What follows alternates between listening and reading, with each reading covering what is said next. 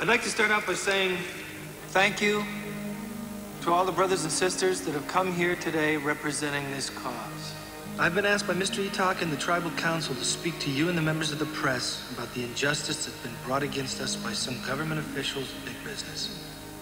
How many of you out there have heard of alternative engines? Engines that can run on anything from alcohol to garbage or water. Or carburetors that can get hundreds of miles to the gallon. Or electric or magnetic engines that can practically run forever. You don't know about them because if they were to come into use, they put the oil companies out of business. The concept of the internal combustion engine has been obsolete for over 50 years. But because of the oil cartels and corrupt government regulation, we and the rest of the world have been forced to use gasoline for over 100 years. Big business is primarily responsible for destroying the water we drink, the air we breathe, and the food we eat. They have no care for the world they destroy, only for the money they make in the process. How many oil spills can we endure? Millions and millions of gallons of oil are now destroying the ocean and the many forms of life it supports. Among these is plankton, which supplies 60 to 90% of the Earth's oxygen. It supports the entire marine ecosystem, which forms the basis of our planet's food supply. But the plankton is dying. I thought, well, let's go to some remote state or country, anywhere on Earth. But in doing a little research, I realized that these people broker toxic waste all over the world. They basically control the legislation, and in fact, they control the law. The law says no company can be fined over $25,000 a day. If a company is making $10 million a day by dumping lethal toxic waste into the ocean, it's only good business to continue doing this. They influence the media so that they can control our minds.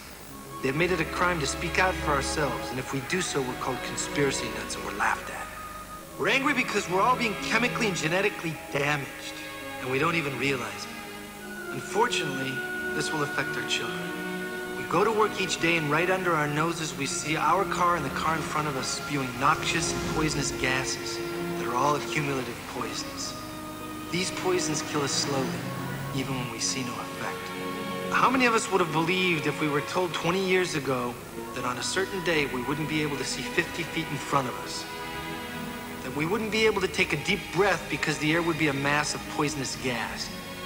That we wouldn't be able to drink out of our faucets, that we'd have to buy water out of bottles? The most common and God-given rights have been taken away from us. Unfortunately, the reality of our lives is so grim nobody wants to hear it. Now I've been asked what we can do.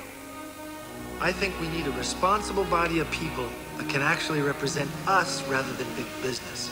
This body of people must not allow the introduction of anything into our environment that is not absolutely biodegradable or able to be chemically neutralized upon production. And finally, as long as there's profit to be made from the polluting of our Earth, companies and individuals will continue to do what they want. We have to force these companies to operate safely and responsibly, and with all our best interests in mind, so that when they don't, we can take back our resources and our hearts and our minds and do what's right. Gosh, the Great Spirit, I ask you to bless all the people here, our grandmas, our grandpas, and the little ones. We have a 4 directions, and I want to bless the future generation and the Indian nation, our people, to be strong again. The earth is our grandma.